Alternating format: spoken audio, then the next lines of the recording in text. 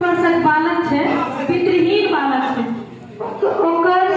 समाज में, घर में, परिवार में की देखा है, की मनोदशा है, हम अपन कविता के माध्यमे